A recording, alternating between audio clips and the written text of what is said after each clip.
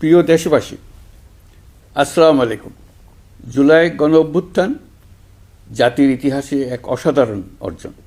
এটি অপ্রত্যাশিতভাবে জাতির জীবনে গণতন্ত্র, ন্যায় বিচার ও মানুষের অধিকার প্রতিষ্ঠার সুযোগ এনে দিয়েছে। এই লক্ষ্যে আমরা এর মধ্যে বেশ কিছু সংস্কার করেছি। আরও গভীর ও সুদূর প্রসারী সংস্কারের জন্য দেশের সকল রাজনৈতিক দলের ঐকমত্যের ভিত্তিতে জুলাই সনদ প্রণয়ন করেছে। এই জুলাই সনদ বাস্তবায়নের জন্য আপনাদের সম্মতি প্রয়োজন। এর জন্য গণভোটের আয়োজন করা হয়েছে।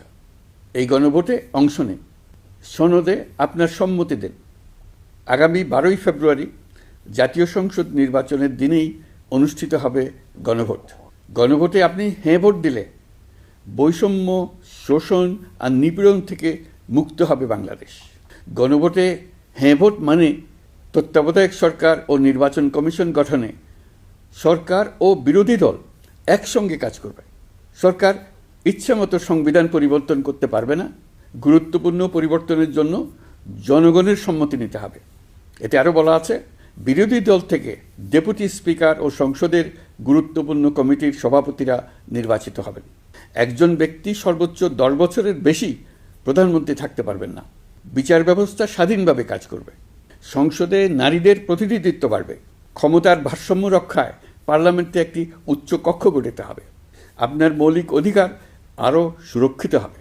রাষ্ট্রভাষা বাংলার পাশাপাশি অন্যান্য জাতিগোষ্ঠীর ভাষাও সাংবিধানিকভাবে স্বীকৃতি পাবে। দণ্ডপ্রাপ্ত অপরাধীকে রাষ্ট্রপতি ইচ্ছেমতো ক্ষমা করতে পারবেন না। সব ক্ষমতা একজন প্রধানমন্ত্রীর হাতে থাকবে না। এবং এরকম আরও কিছু গুরুত্বপূর্ণ প্রস্তাব এর মধ্যে রয়েছে। আমি আপনাদের সকলের প্রতি আহ্বান জানাই, আগামী নির্বাচনে গণভোটে অংশ নেন। রাষ্ট্রকে আপনার প্রত্যাশা মতো গড়ে তোলার জন্য হেঁতে সিল দেন। নতুন বাংলাদেশ গড়ার চাবি এখন আপনার হাতে।